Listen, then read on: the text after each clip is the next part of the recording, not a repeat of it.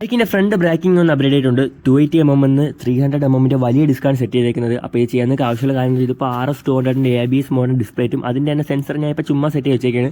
നിങ്ങൾക്കിത് stock calibre തന്നെ ചെയ്യാൻ പറ്റും. പക്ഷേ RS200 ANS200 ABS മോഡലിൻ്റെ ഈ ഒരു സ്റ്റേ കിട്ടിക്കഴിഞ്ഞാൽ നിങ്ങൾക്ക് അതിൽ തന്നെ ചെയ്യാൻ പറ്റും. പക്ഷേ ആ സ്റ്റേ സെപ്പറേറ്റ് വാങ്ങിക്കാനില്ല, നിങ്ങൾ സെക്കൻഡ് ഹാൻഡിൻ്റെ വല്ലതും എടുക്കേണ്ടി വരും. ഞാൻ ഇപ്പോൾ യൂസ് ചെയ്തേക്കുന്നത് ഡൊമിനോർ 400 കാലിബറാണ്. ഡൊമിനോറിൽ വരുന്നത് 320mm ഡിസ്ക്കാണ്. അപ്പോൾ എനിക്കിത് 320mm വരെ അപ്ഗ്രേഡ് ചെയ്യാൻ പറ്റും. പക്ഷേ ഡൊമിനോറിൻ്റെ ഡിസ്ക് ഇതിൽ സ്യൂട്ട് ആവില്ല. പക്ഷേ വേണമെങ്കിൽ GT സെറ്റ് ആവാൻ തോന്നുന്നു. പക്ഷേ അതിന് 6000 രൂപ പ്രൈസുള്ള ഞാൻ അതിലോട്ട് നോക്കാൻ വേണ്ടി നിന്നില്ല. ഈ സ്റ്റോക്ക് ഡിസ്കിൻ്റെ തിക്നെസ് പറയുന്നത് 3.6mm ആണെങ്കിൽ ഈ ഡിസ്കിൻ്റെ തിക്നെസ് പറയുന്നത് 4.5mm ആണ്. അപ്പോൾ നിങ്ങൾക്ക് കുറച്ചുകൂടെ ബെറ്റർ ആയിട്ടുള്ള ബ്രേക്കിംഗ് കിട്ടും. പിന്നെ വലിയ ഡിസ്ക് ആയിട്ടുണ്ടെങ്കിൽ ഈ ഡിസ്ക് പെട്ടെന്ന് കൂളാവും. നമ്മുടെ ഡിസ്ക് ഹീറ്റ് ആവുന്ന സമയത്ത് നമുക്ക് ബ്രേക്കിംഗ് കുറയുന്നത്. അപ്പോൾ പെട്ടെന്ന് കൂളാകുമ്പോൾ നിങ്ങൾക്ക് ബ്രേക്കിംഗ് കുറച്ചുകൂടെ സ്റ്റോക്ക് ഡിസ്കിനെക്കാട്ടി ബെറ്റർ ആയിരിക്കും.